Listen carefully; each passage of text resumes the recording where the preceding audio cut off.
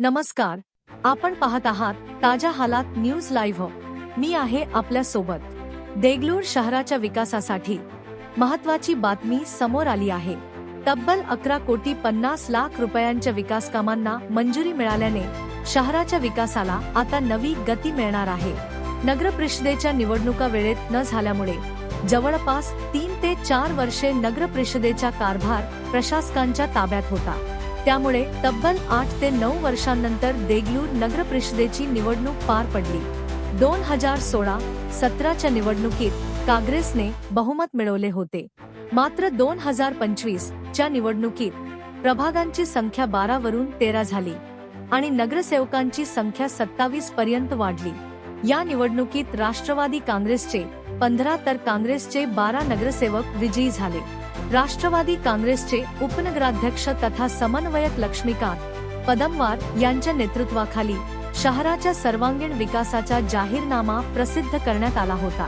शहरातील पाणी पुरवठा, रस्ते, नागरिकांची सुरक्षा, गृहनिर्माण, शहर सुशोभीकरण, रोजगार निर्मिती आणि सांस्कृतिक वारसा जतन यांसारख्या अनेक महत्त्वाच्या मुद्द्यांवर भर देण्यात आला होता।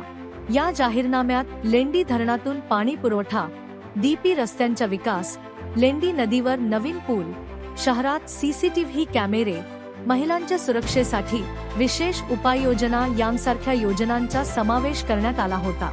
दरम्यान आता शासनाकडून 11.5 कोटी रुपयांचा निधी मंजूर करण्यात आला असून विविध योजनांतर्गत विकास कामांना मंजुरी देण्यात आली आहे।